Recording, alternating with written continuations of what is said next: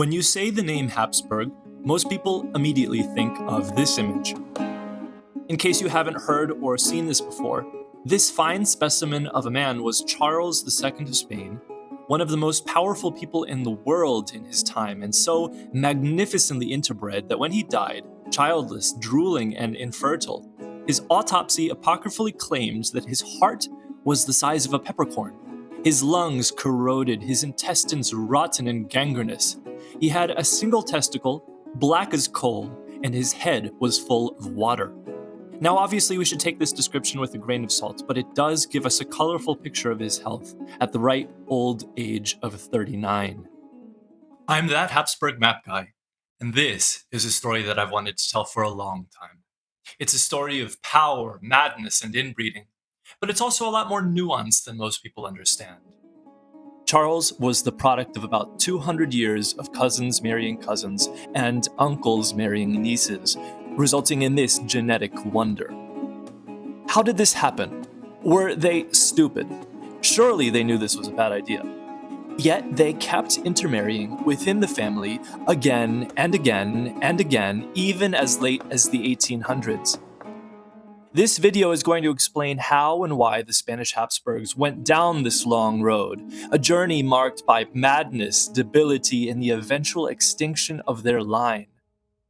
It's also going to look at genetic studies on the family's degree of consanguinity, revealing a level of interbreeding much worse than previously thought. Okay, so the first thing you need to understand is that, as freaky as it sounds, having kids with your cousin is not inherently dangerous to the gene pool. One study from 2002 showed that first cousin relationships only increase the risk of serious birth defects from 3 to 4% to about 4 to 7%. Granted, that doubles the chances, but it's still relatively low. And the reality is that cousin marriage has been a common thing all over the world, and is still quite common in the Middle East, for example.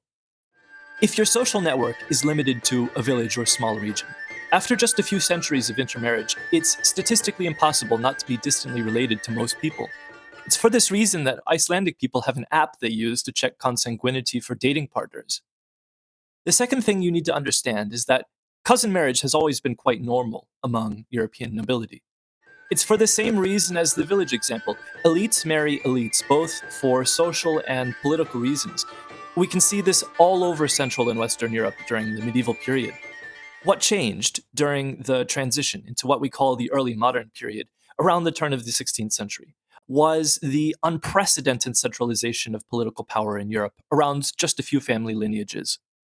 We can see this very clearly in the Habsburg family line.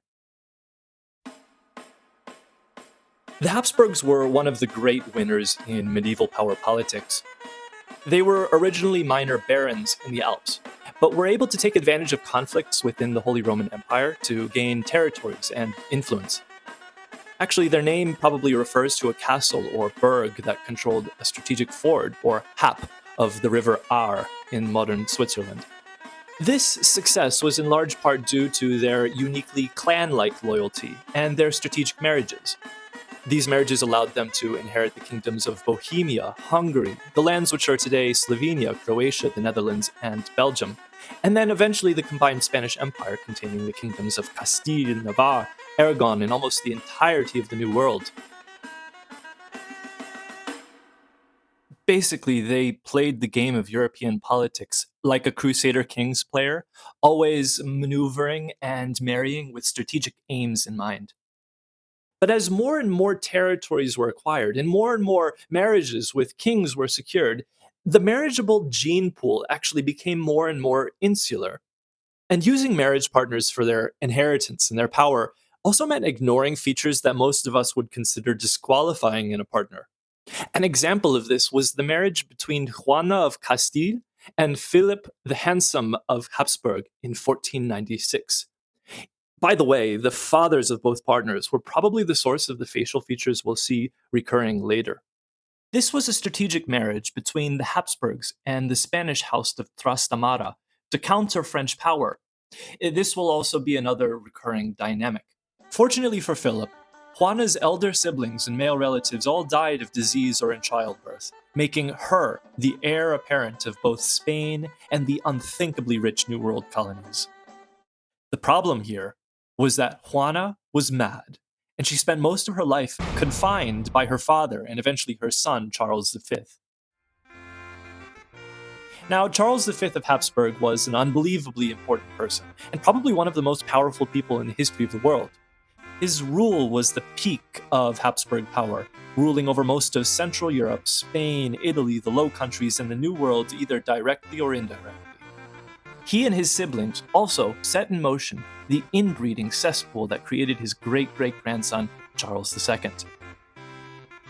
Now, another thing to be aware of is that inbreeding doesn't directly cause mental or physical deformities. This is often misunderstood.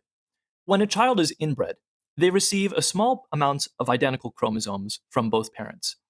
This is normally okay, but it increases the likelihood that recessive traits, including chromosomal abnormalities, are inherited. Also, it seems like it exaggerates certain facial features. I don't know. Judge for yourself. Anyway, Charles married Isabella of Portugal, who was his cousin on his mother's side.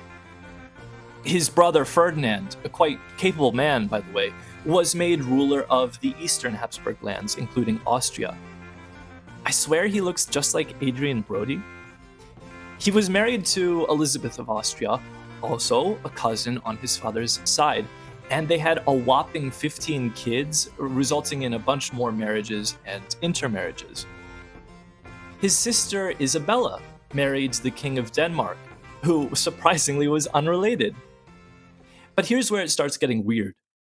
Charles V had a son named Philip, this is Philip II, and two daughters, Maria and Juana. For convenience, from this point on, I'm calling Maria the hot one for obvious reasons, I think. I don't know, judge for yourself. And Juana doesn't play a role in the rest of the story. Now, Philip was married to another cousin, who died while giving birth to their son, Carlos. And Philip wasted no time. He immediately married Mary, who was the Queen of England, no relation. But she died without children. Then he married Elizabeth of Valois, also no relation. And Elizabeth, I'm going to refer to from hereafter as the nice one. Her story is pretty sad. She was the daughter of the King of France, who died in a jousting accident during her marriage celebrations. And she was a genuinely kind and loving girl who really struggled under the extreme pressure of the Spanish court. She was also just 14. Okay, so meanwhile, Maria, the hot one, was married to, you guessed it, her cousin, Maximilian II, the son of Uncle Ferdinand. They got busy, and she gave birth 16 times, sometimes multiple times in a year. Poor woman. Only 5 of these survived to adulthood, though, which makes telling the story only slightly simpler. By the way, Elizabeth, the nice one, also had hot daughters. At the same time, Carlos, son of Philip II, he's been growing up, and he's become absolutely deranged. Remember those lips and that jawline? Now, normally a person has 8 great-grandparents and 16 great-great-grandparents. Mad Prince Carlos only had 4 great-grandparents and 6 great-great-grandparents. Again, genetic wonder. So Carlos grew up in this very repressive Spanish court, and he started exhibiting violent behavior towards servants and animals as a child. And then, in 1562, he fell down a staircase and had a traumatic brain injury, and he became even more unhinged, doing things like ordering people's houses be burnt and commanding a shoemaker to eat his own shoes. Now, bear in mind, at this point, he was the heir apparent to the entire Spanish Empire and a population of millions. Eventually, he tried to shoot his half-brother John, and Philip II locked him in solitary confinement until he died. So, at the same time all of this drama is happening, Elizabeth, the nice one, dies of a miscarriage. Emperor Philip, talk about a hard man, Jesus Christ. Emperor Philip decides he needs to get married again. And he was still very close with his sister Maria, the hot one. So they agreed to marry him to one of her daughters named Anna. And Philip loved her very much, apparently. He found that her personality was quite similar to his. Family resemblance. Of their kids, only a son named Philip, Philip III, survived to adulthood. Okay, so Philip III. He was apparently a pretty chill guy. Not particularly intelligent, but far less unstable than his stepbrother. Naturally, when it came time for him to marry, a cousin was sent for. This time, the daughter of his grandfather's brother.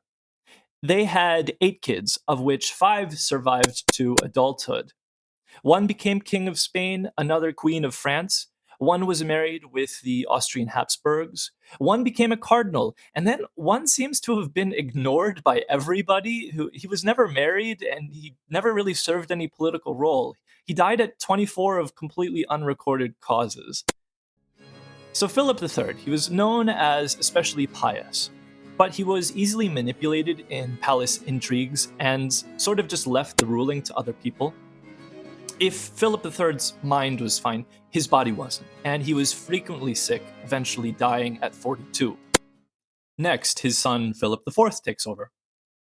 So we're finally getting close to the end here. Philip has a cool nickname. He was called the Planet King, or El Rey Planeta, and in private he was apparently a pretty fun guy. This is a picture of him and his sister as children. It strikes me that the Habsburg boys always kind of look a little bit lumpen, while the girls are gorgeous. He had tons of mistresses and a bunch of illegitimate children, but also managed to maintain a relatively happy marriage with a surprisingly unrelated wife. However, this marriage didn't produce any children who lived to adulthood, and when the queen died, he needed to remarry. Surprise, surprise, he chose Mariana, the daughter of his sister. And not only that, the father of this daughter was also an Austrian Habsburg cousin. At this point, it's gone beyond incest. They're basically just trying to produce genetic clones. And I should mention here that I skipped over the whole Austrian Habsburg side of the family, which is just as incestuous.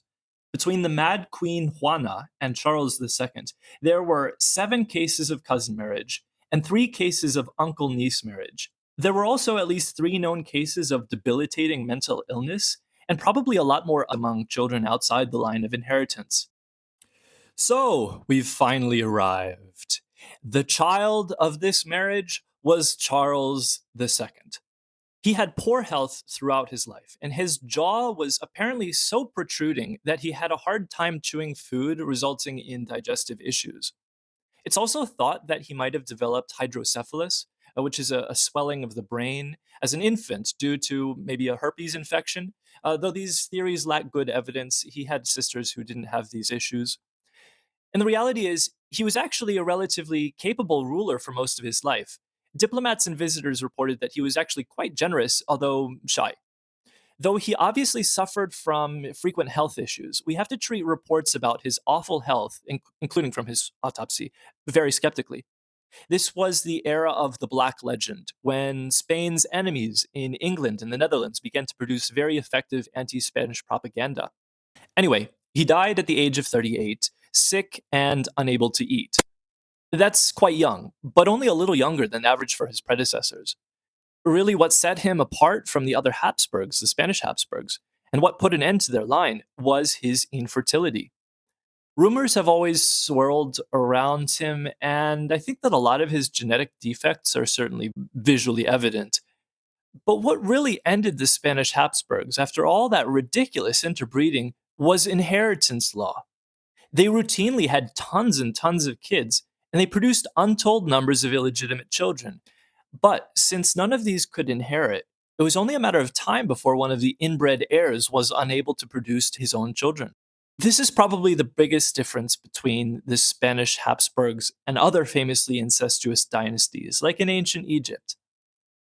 You can maintain inbred family lineages almost indefinitely, but only as long as you have the mechanism to remove or exclude obviously unsuitable heirs.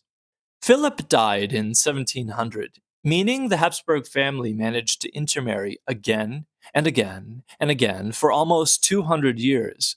And the Austrian half of the dynasty managed to continue on and still exists today.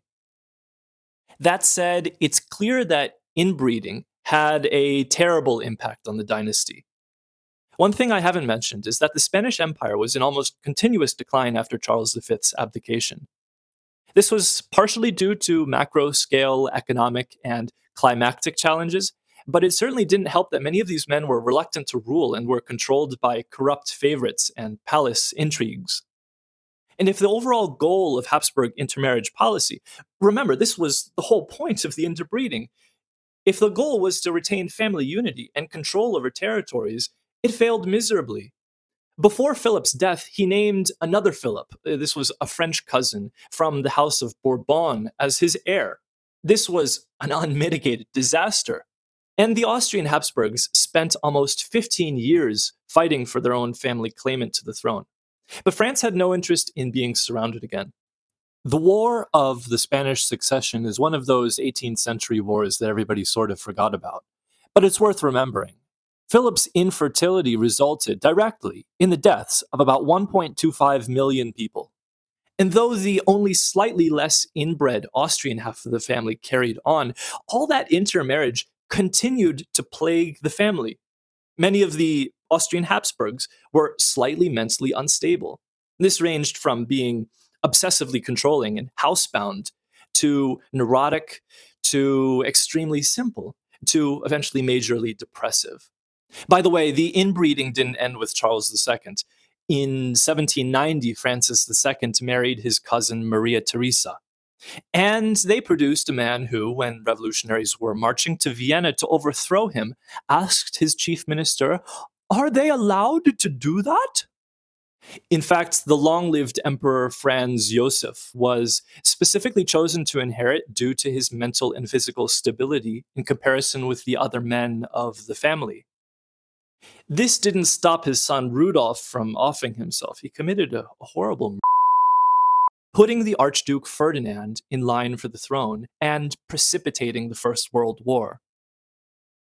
There's one more thing I want to touch on. Obviously, we've known for ages that the family was deeply inbred. But until recently, the full genetic data for this process wasn't known, and it's worse than we thought. Basically, there's a mathematical coefficient of interbreeding, which is used to calculate the likelihood that two alleles inherited from the mother and the father at any point in your DNA are identical. In 2009, a genetic study in Spain on the Spanish Habsburgs showed that the coefficients of interbreeding were highest for Charles II at 0.257. Philip III had 0.218, and the Mad Prince Carlos was 0.211. So when converted to percentages, this means that these men were genetically equivalent or very close to the level of inbrededness of a child of a brother-sister relationship. And honestly, can you tell these men apart? It's freaky. It's obviously a huge statistical leap from the 0.25 coefficient for an uncle-niece relationship to coefficients above 0.2. And this level of interrelatedness means that the level of interbreeding can't just be explained by several generations of cousin and uncle-niece marriages. Instead, it suggests that ancestral consanguinity from multiple remote ancestors was as similar in magnitude to that due to the close consanguinity relationships. Or, in other words, it means that not only were all of the Habsburgs directly related to each other, but they also must have been distantly related with all of the other families that they married into who contributed to their bloodline. What this means is, by the 1500s, most European elites were probably already so closely intermarried that they constituted a cohesive gene pool. When I look at this painting, it's obviously clear that Charles was a genetic wonder who stood out from his contemporaries. It's really weird to think that through all of the Middle Ages and basically up until the present day, political power was centralized and structured around the most mentally unstable and physically ill genetic pool in Europe. No wonder so many millions died in pointless wars. But then I look around at the members of his court, many of whom were themselves distantly related or illegitimate cousins, and I wonder how many of them were themselves inbred. How many of them had non-debilitating inherited mental illnesses or non-life-threatening physical impairments?